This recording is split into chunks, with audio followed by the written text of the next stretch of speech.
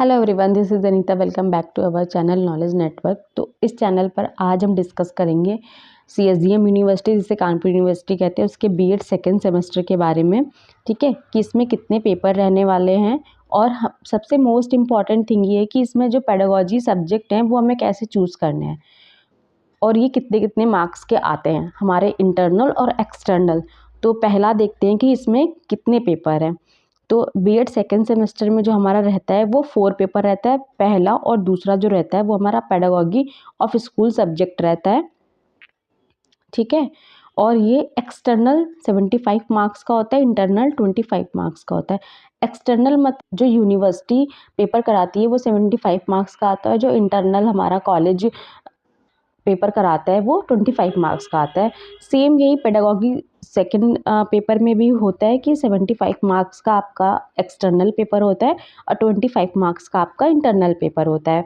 ठीक है, अभी हम पेपर देख लेते हैं, बाद में हम देखेंगे ग्रुप ए और बी में हमें पेडागोगी सब्जेक्ट चूज़ कैसे करने हैं। और इसका जो थर्ड पेपर रहता है वो टेक्नोलॉजिकल पर्सपेक्टिव ऑफ एजुकेशन रहता है। ये सारे स्टूडेंट के लिए कॉमन पेपर रहता है, चाहे आप बीए किए हो, बीएससी किए या कॉमर्स किए हैं, ये सारे स्टूडेंट के लिए कॉमन पेपर रहता है। और जो पेपर फोर्थ रहता है, इनमें 3 पेपर दिए रहते हैं और ये इलेक्टिव पेपर होते हैं। अगर आपके कॉलेज में इन्वायरमेंटल एजुकेशन का पेपर है तो ये होगा, अगर वहाँ पे ह्यूमन राइट्स एजुकेशन पढ़ाया जाता है तो ये होगा, एजुकेशन फॉर हैप्पीनेस पढ़ाया जाता है तो ये होगा।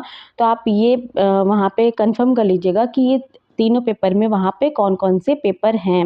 वैसे मोस्टली जो पेपर रहता है वो इन्वायरमेंटल एजुकेशन का ही रहता है, क्योंकि ये ईजी भी रहता है और पढ़ने में इंटरेस्ट भी आता है।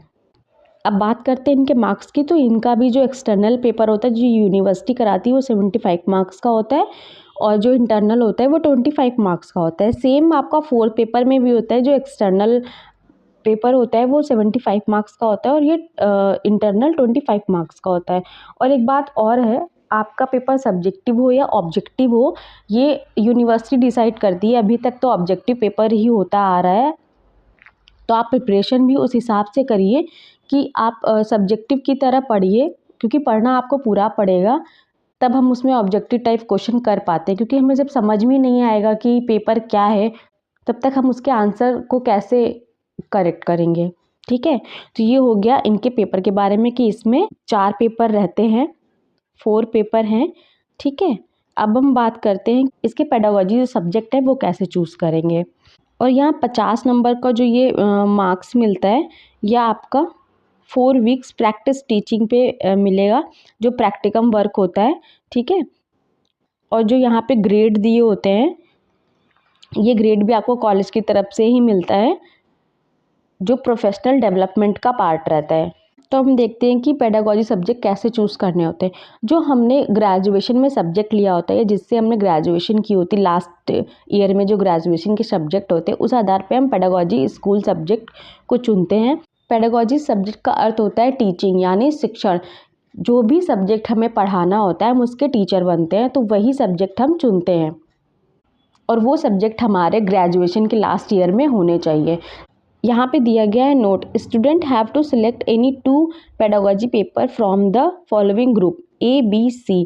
मतलब ABC, इन तीनों में से एक एक पेपर चूज़ करना है। चाहे हम A में से एक पेपर चूज़ कर लें और B ग्रुप में से एक पेपर चूज़ कर लें, या B में से एक पेपर चूज़ कर लें और C में से एक पेपर चूज़ कर लें।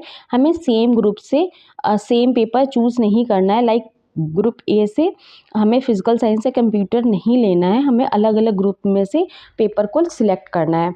ठीक है, और सेकेंड थिंग्स ये हो गई कि आपने ग्रेजुएशन जिस भी सब्जेक्ट से करिए, लास्ट ईयर में आपके वो सब्जेक्ट होने चाहिए, वही सब्जेक्ट आप चूज़ कर सकते हैं। फॉर एग्ज़ाम्पल, बीएससी स्टूडेंट जिसने बायो से बीएससी करी है, उसका लास्ट ईयर में बायोलॉजी, जूलॉजी और बॉटनी हो जाता है। इन्हें जो चूज़ करना रहता है वो पहला है फिजिकल साइंस चूज़ करना रहता है, और सेकंड जो पेपर इनका रहता है वो बायोलॉजिकल साइंस रहता है। अगर बीएससी स्टूडेंट जिसने मैथ्स से बीएससी करी है, उसका पहला पेपर फिजिकल साइंस और दूसरा पेपर मैथमेटिक्स हो जाता है। वैसे जिस स्टूडेंट ने बीए किया है और सोशल साइंस से किया, तो उसका पहला पेपर सोशल साइंस हो जाता है और दूसरे पेपर के रूप में वो कोई भी लैंग्वेज चूज़ कर सकते हैं, जैसे हिंदी लैंग्वेज हो गया, इंग्लिश लैंग्वेज हो गया। ठीक है, और कॉमर्स वाले स्टूडेंट होते हैं वो इनमें से कोई एक पेपर चूज़ कर सकते हैं, जो होम साइंस हो गया, फाइन आर्ट हो गया या म्यूज़िक हो गया, ठीक है। तो ये हो गया कि आपको कैसे चूज़ करना है इन तीनों ग्रुप में से अपने अपने सब्जेक्ट को। पहले ये देखिए कि आपके ग्रेजुएशन में कौन कौन से सब्जेक्ट थे, उस आधार पे आप अपने पेडागोजी सब्जेक्ट को चूज़ करिए। अगर आपको कोई प्रॉब्लम हो रही है तो आप जाकर अपने कॉलेज के एचओडी या टीचर से कंफर्म कर सकते हैं कि आपको कौन से सब्जेक्ट लेने चाहिए, और वो आपकी हेल्प कर देंगे। इससे आपको ईज़ी हो जाएगा सब्जेक्ट को चूज़ करने में। अच्छा, एक डाउट और आ रहा होगा ना कि पेडागोजी सब्जेक्ट से क्या होगा, इसे पढ़ना है। तो आप जिस भी सब्जेक्ट के टीचर बनेंगे, आगे चल के गवर्नमेंट टीचर बनेंगे, सरकारी टीचर बनेंगे, तो उसमें ये सब्जेक्ट कॉम्बिनेशन होना आवश्यक है।